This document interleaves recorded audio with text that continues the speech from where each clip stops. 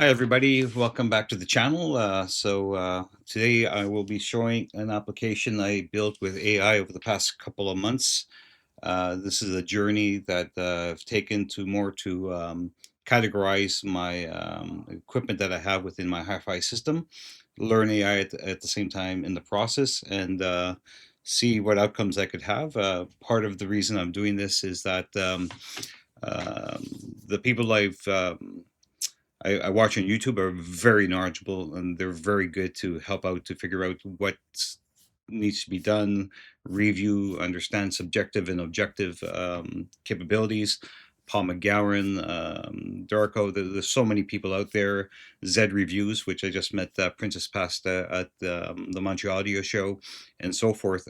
So the YouTubers have been great to educate me in this field. But unfortunately, as good as some of the people at the hi-fi audio shops I do go to, some are very knowledgeable, but the most part was a bit disappointed as far as them really understanding my needs and requirements to make the right choices. An example would be I chose the Focal Theva N2s because I love the Focal headsets, and I thought that would translate really well with the speakers, and they're not bad speakers. But if I could go back, I wish the salesperson at the specific hi-fi show would pause me and ask me to look at different options. To be quite honest, but that's it's a small piece of it. But again, when you're investing your own money, and then you make the wrong choice, and this happens because again, everything happens for a reason, and specifically when you're building a system, it goes to your room acoustics, it goes to the synergy of the system. So I will go over at one point how I started this journey with AI to get to here, but basically what I want to kind of show you guys is this application I've built over the course of many months. So the different tools I've used to get to this point is Microsoft Copilot, ChatGPT, Gemini, and eventually Claude AI. And these were done with the paid subscription services because they give you some capabilities that the AI, the freemium version do not have.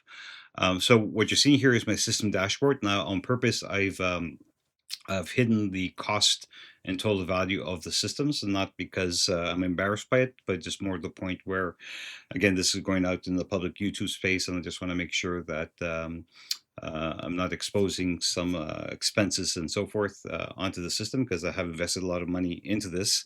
But at the same time, it's the goal here is to, if you guys like the application, I'm still working on it. If you want to have a copy of it, I'll make it available to people. But to make sure that you have the option of, if I scroll down here, where we could hide the values on or off. So again, all of this was done based on my experience in computers for 30 years. And again, my recent love and passion for this hobby and so forth. So what you're seeing here is that I have 112 items in my inventory. Now, these things could be, again, the FIO K15, it could be the Theva speakers, it could be the PS audio stack. But in addition, what I've done is that I've cataloged everything I have in my house that's electronics, and that includes TV sets, some Sonos that we use around the house, whatever the case may be. So not specifically my listening room, although that might be an interesting function to put within the application at one point. So I have 112 active items, and I have pending or ordered, which is 9. So again, I will need to go back and review what the pending orders are because again, it's like you have to keep the data up to date. The listening room, which is the room I am in here today, what I have in my traveler rig, and warranty alerts. So basically, what I've done is I was able to scan all the invoices with the order numbers, the quantities, the price, the taxes, the vendor, and everything. And by taking that, scanning it, feeding into AI, build an Excel spreadsheet or Google Sheet to kind of capture all this information out. So you can see here 7 warranty alerts that are expiring within the next 12 months. Value by location. So station 2. So basically, the listening room is my little office here, but it's split into 2 zones. So zone 1 is here. It's where I am doing these videos. It's my office space. And then station 2, which is actually where I do my listening in this specific room. And you can see here I have different travel. I have things in the basements, living room, what's in the family gifted. So I made a decision for now that any equipment that I have that I'm not using anymore, I have young kids, I'm going to just keep them in the basement, and I'm going to gift it to them or give it to them when it's time for them to eventually head outside of the home, but that's years away. The other one, I have master bedrooms where we have a TV and a couple of Sonos, kitchen where we have a TV. Station 3 and Station 2. So again, Station 2 is here, travel, but again, these are just categories that I have, and I'll need to kind of adjust them. And then value by category. So I have audio accessories. Now that could be just cables, power bars. Actually, cables are separate, so I have to do a little bit of deep dive on the audio accessories. My record player, the furniture, the TV, the speakers, headphones, and you can see it's showing the value. It shouldn't. I have to look at the code afterwards, but that's okay. And then basically, what's the urgent action? So over here, it just gives me something. So for example, I have an old HP desktop for my kids. I don't have a lot of information for that because again, I'm tracking also the computers. I have ordered a Northstone Copenhagen Module 1 from Art and Sound, which I'm waiting. It's in back order. I'm missing a Mogami Gold XLR from my MHA200. Purchase another XLR female adapter as well. And also I met the guys from Kennedy Hi-Fi about the Power Plant 3, which I made a different take on this. I have to update the Excel file. But just basically, these are things that I'm just kind of categorizing within the AI in my spreadsheet of things that I'm considering looking into and so forth, right? And then you can see here the warranty expiring soon within the year. So you have the Eversolo, my Cord Mojo 2, my Cord Poly, the Shanling, the K15, the Hibby, and my recent Noble Van Goghs, which is great. And then what am I considering for an upgrade path? So again, PS Audio, the Northstone, the Mogami's Gold XR pairing, and XL females. So again, these are things that are in my upgrade path, either I've ordered or I'm considering and going back and forth on this, right? From an inventory chain, here is the master inventory. So all of this is basically based on a spreadsheet that I have. And over here, you can see here I have the category. Oops, sorry. I have the category. I have the item, the vendor of, for example, if it's Fio or Frosty, where I have it within my living space or my listing space. Is it active, ordered, or so forth, and what the price is. And again, I have here different categories that I have here. So for example, if I go into my listening room, which is the room here, and then I could go sort by categories. So I just want to see the speakers. And then if it's recycled, returned, stored, ordered, or active, and so forth, right? The other one here is I did a little bit of a search. So here, for example, if I want to search for my Rega, so here it would show me all the Rega items I have. And what I did here is if I click here, oh, it will actually take me to the website. And so just to get to it, the other one here, I have been categorizing my music vinyls for the records that are related to this. That's part of the relationship mapping that I'm having for my phono staging and so forth. So again, I got the Planner 3, the ND5 stylus, the PSU. I replaced the belt recently because it was over 4 or 5 years old. I have the Phono MK5. And you can see here it says stacked on the Eversolo, so I'll talk about that afterwards. I have the IS Acoustics Zazen 1, and I just started uh, putting into the inventory. I have the number ones for Michael Jackson. So I have a record stand. And here you can see quite interesting. I have the Reg-Up Rio MK7 integrated amplifier black. So it tells me when I purchased it, because like I mentioned, I scanned all the invoices into the AI, but you can see it's returned. So when I got this Rega, because I really wanted the Rega, it was an issue with the back of the plates, the back of the connectors, and I returned it. And then when I returned it, that's where it led me the path of heading down to the accidental audiophile, as they say, of going from the Rega to a Marantz and finally to the PS Audio M700 Monoblocks, which is a whole other story. Let me just kind of go here and kind of clear this out. So this is just gives me like a inventory of everything that I have. You can see here, I've also asked AI to give me realistic photographs of the products, which is great. So I'll just kind of move into the next piece of it, which is the signal chains. So signal chains is basically working with the AI. I wanted to make sure that the synergy of the system and how everything kind of connects to each other. So for example, here in the vinyl, stick on the vinyl because that's how I started this hobby. I have the Cartridge Rega MD5, which is the needle to the groove, which goes to my Rega Planner 3, which also has the Zanzen. Now you can see here it says mid-fi, upper mid-fi. What that is that I work with the AI to determine the reference, and so basically the ranking from superior to poor, and that's how, at least with the programmation that I did, where the ND5 is a very good upgrade to what I had before, but it's a mid-fi, it's not a top-level stylus. Same thing with the Planner 3. Excellent Planner 3. I've had it 5 years, lasts a lifetime. It's fantastic. But again, if you want to go to a Planner 6, a Planner 8, or another vendor, it's the mid tier of the system. And over here, you can see here, I have here the Audio Quest. I'm kind of zoom in for you guys. Audio Quest Black Lab. So I have a cable, and that goes into my Phono MK5. And then over here, I have the Eversolo. So the Eversolo is my uh, integrated streamer DAC and so forth. And there I'm using the Mogami cable that connects to my PS Audio StellarGold M700 Monoblocks. And again, if you look at it from here, that's a high end the Eversolo, which I agree. And the M700, at least for me, for my price range, I'm not going to go higher to that unless I win the lottery. That's my reference grade amplifier. And if I kind of keep scrolling here, you can see here the M700 is using XLR balanced, and it's going into the PS Audio StellarGold,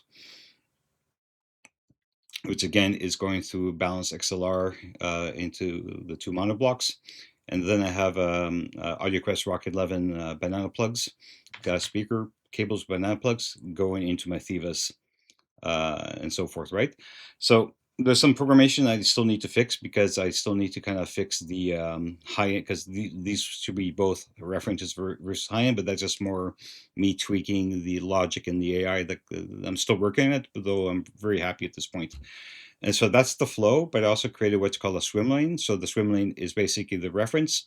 So again, the PS StellarGold. Okay, sorry, that's a preamp. Sorry, that's what I meant. So the preamp is the StellarGold high one. Now you can see here it gives some pricing because the pricings are available through retail. That's fine. But then over here you can see here the high end, which is the Eversolo and the M700s. The upper mids are the Rega Planner 3 and the Focal Thevas. The mid phi is basically the Rega Anti-Vive and the MMK5. So this is basically just kind of ranking my vinyl chain, and you can see here the signal path at the bottom, how everything's connected, like I showed you before. So 7 components. Now, if I go into the streaming, so the streaming, I'm using Tidal, Cobuzz, FLAC, and Roon.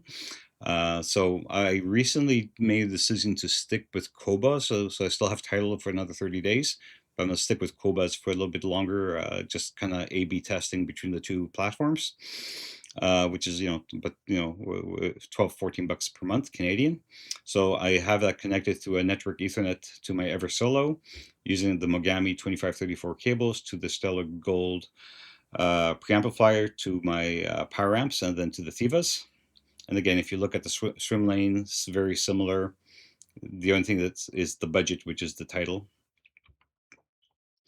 If I go to my CD, so I have the CD transport, which is the Shanling, which uses a coaxial SPDIF into the Eversolo using the Mogami 2354 preamplifier, monoblocks, and to the Thevas.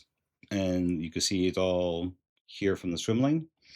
Then I have my headphones. So the headphone amps, it's kind of an interesting, that's a whole other story. So it starts with the Eversolo, which feeds my McIntosh, and then I have different headphones. But here it's kind of just showing the top of my best headphone that I have in this listening. Uh, so whenever I listen to the McIntosh MHA200, most of the times it's really with the full clear MGs. Then I have the HP Mezes. Then I have my travel, and so again, I have my travel and my station one. So I don't want to bore you guys a little bit too much. This is really just working on the flows and the swim lanes. Just want to show what the application can do. Then I have cable mapping. So one of the struggles I had is how do I properly pick there and choose the right cabling, RCA, XLR, and so forth. So basically here you can see I have XLR balance, RCAs, my phonos, my speakers, and so forth. And basically it just kind of shows me here my main listening, how I have the cabling all set up onto the system. So I'm not going to go too much of a deep dive because I don't want to make the video too long, but just to kind of show you guys what this kind of looks like. Then I have an upgrade roadmap. So the upgrade roadmap is basically is that, like if I'm thinking about doing an upgrade, and for example, we talked about the Focal Thevas, got to figure out how to sell them or maybe give them to the kids afterwards because they're brand new. I just bought them. But basically, I'm building some logic within the application to show what is the best way to update the system. So what I have done is that I've created like here different chains of vinyl, the headphone chain, and so forth. And here basically is that I picked a couple of things I'm looking into. Now, some of them are futuristic, they're fantasies like the Hugo TT2, but it just kind of shows me here where the bottleneck is within the chain. And then basically, for example, I ordered the PS Audio Stellar Power Plant 3. And basically it's saying like who the vendor is potentially I'm buying it from.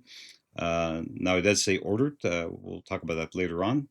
Unboxing. So improvement regenerates clean AC power from raw mains.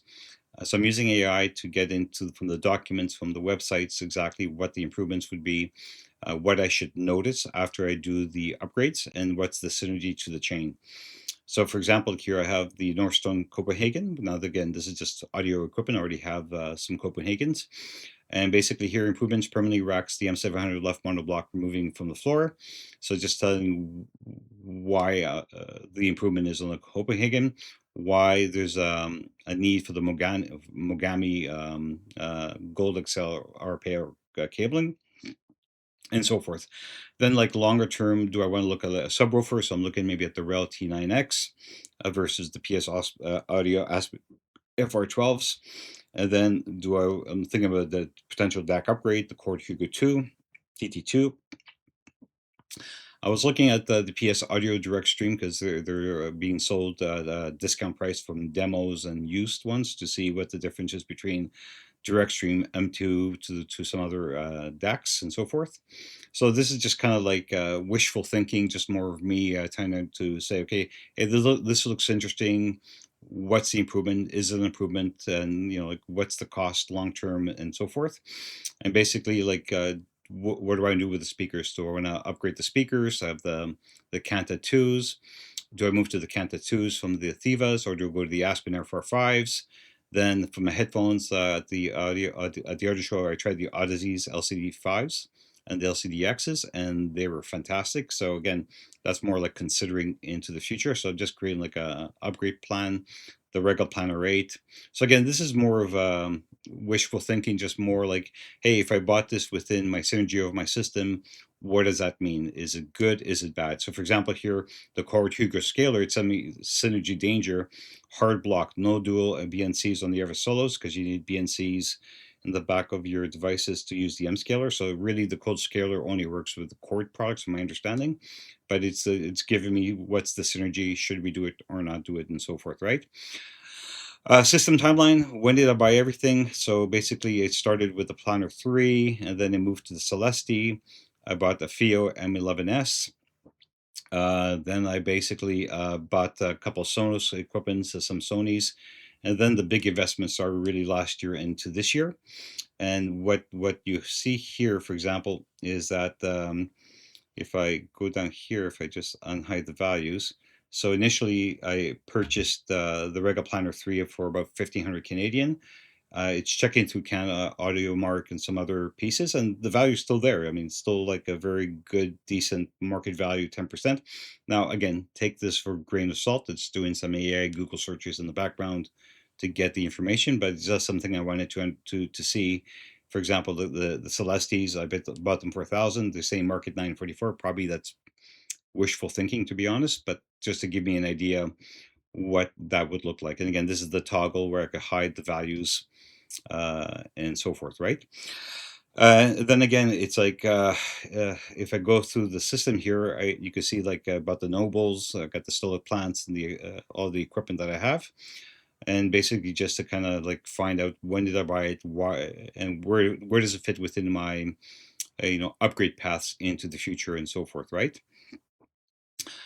So if I go into the warranty, so again, because I scanned all the invoices into the system, it's telling me when the products will expire and if they're active or not, or if they're expired. So which is kind of great in case they kind of break down. Then action items is basically here is that with AI I have a continuous chat, and I'll go over this in a future video of basically, like, hey, I like to do this. Hey, I like to do this. For example, here I have right wall first reflection treatments, reassess wave panels because I'm thinking of doing acoustics within the room, doing bass traps, and so forth. So basically, these just kind of action items that I could check off on and off. Service log, basically here. Basically, do I need to do any tube rolling? Do I need to do any stylus changes? Changing the belt? Is there any firmwares I need to upgrade? So basically, I'm trying to get the AI to check for these different devices if there's a new version of the firmware that I need then to go and get. Do I need to do any cleaning? Now, there's a bit of a bug here. It says Planner 6. I don't have a Planner 6, which I need to double check the code, and then others. So basically, it's something where I'm just kind of working on to create a service and maintenance log within the system. This one here is a bit interesting here. I do live here near Montreal, Quebec, Canada, where we have pretty good electricity. But basically here, because I'm investing in the power plant P3, which is rated at 750 watts, I'm trying to figure out here is that as I add things within the chain, how much wattage these things have. So again, I need to triple check and double check the idle versus the max capacities and so forth. So for example, the Thevas are passive, there's no draw at all. If I do the REL TN9, the Planner 6, which is something I'm looking into the future, the Eversolo and so forth, how much draw would take out of the P3. So right now, for example, if I plug in these into the P3, that's the idea is for me to understand how much power to give into the power plant P3 and so forth. So this is a little bit of work in progress, but just to give you an idea as to what I'm kind of working on. Payment plans, I'm not going to click on that, but basically if you purchase something over using a firm or some type of third-party banking system to understand, what you own to different vendors. Room acoustics, something I'm still working on. So basically here, I've given some criterias and parameters of my room, where basically to understand what do I need to do from acoustic treatments.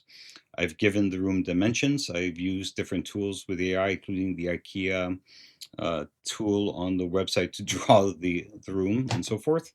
So this is something I'm going to be working on. I saw somebody else in the Facebook forum that did an excellent job on this, and I had a couple conversations to see basically how they did their piece of it. But you can see here room measurements. So basically, I did like a REW measurement with the Eversolo, which now have module peaks at the 49 and 54 hertz, and that's why it's recommending to do a GIK corner trap if and when I buy a subwoofer. And then basically there's a room calculator. So basically it's something I'm working on to see where exactly everything is within the room to kind of figure out where there's problems with the frequencies in my listening room. So this is another work in progress I'm kind of working on. So just basically where my Thevas is situated to my listening position, and then basically here it's like it's something I'm working on to basically if I move the speakers, toe in the speakers, what's the impact? And then what's the reflection? So this is still work in progress. I'm definitely not a scientist in this. I need to triple check on these things, but it's just something kind of playing around as I kind of learn that the room is the most important part of the whole listening experience and so forth, right? So I'm kind of working on this right now in the app. Now the listening stations. Okay, so basically, I have the listening room where I have my Eversolo, the StellarGolds, the M700, the Thevas. Over here, I mentioned that listening sessions that I went to the Montreal Audio Fest, which I have to put this as completed to listen to some different um, equipment that I'm kind of interested in. And then here, listening room, full system StellarGold. So basically, it's something kind of like if you ever visit like a hi-fi room and you want to do some listening sessions to compare products that you don't have, that's the point of it. We'll see if I keep this or not. But here I could add new sessions to just give impressions on how that is. So for example, like I was looking at the Sonus Barber at Quebec Acoustics, I could go here, put the duration, put the source, put the equipment used, and how did I find that listening session so I could remember it afterwards. So headphone IEM. So this one here is what basically I own right now. So over the year I have the Focal MG. So you can see it's warm, neutral, extended highs, wide range, dynamic, 55 impedance with sensitivities, and it's paired with my McIntosh. And you can see where I bought it and from where. Then I have the Meze 109 Pros, which I have right here. And again, you can see here it's paired sometimes with the MH200s, but more often it's with my Fozzy Audio GR70. I have the Focal Celeste, and I have the Batiste for travel. And then I have the Hattonies. So these are my open and closed back headphones. And then I started into this IEM world where I have the Mezes, Albas, I have the Fosse Audio IM4s, the Kiwi ears, and this one here is just the cable. So I need to just double check here why it thinks it's an IEM where it's an accessory to the IEM. But just to give you an idea. So again, still work in progress, but like I just want to share this with you guys. And then portable gear is basically if I'm traveling, do I take the Hibby with USB to the cord and poly? Do I travel lightweight if I go? So audiophile, that's my audiophile stack. This is if I just want to make it simple. The Hibby, cable, Bluetooth, whatever the case may be, travel reference pairs, production chain pairs, and then basically here is like I own the Hibby R63. And again, I'm getting all the information directly from the manual and from the website of the page, and the same thing with the photos. You can see the code Mojo2.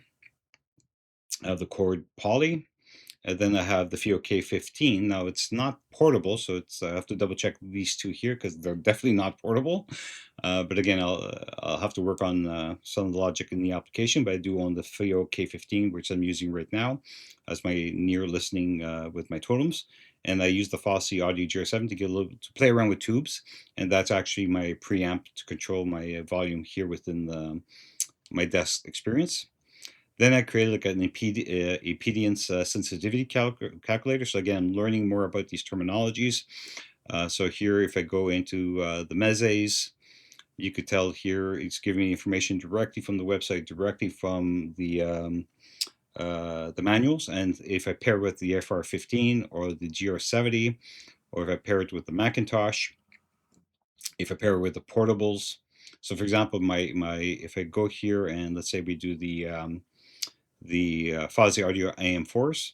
You can see here everything basically drives it except for the GR70. It's warning me output impedance is 8 ohms, exceeds 1/8 root, total bounds may be colored by impedance interactions. And if I go here and let's say if I pick the code Mojo 2, it's good. So it just tells me is everything matching the headphones to the DAC or to the DAP, so I don't blow anything, to make sure everything is working properly. So again, this is something just for me to learn more about impedance, the ohms, and making sure that I pair things properly with the DACs and amps that I have.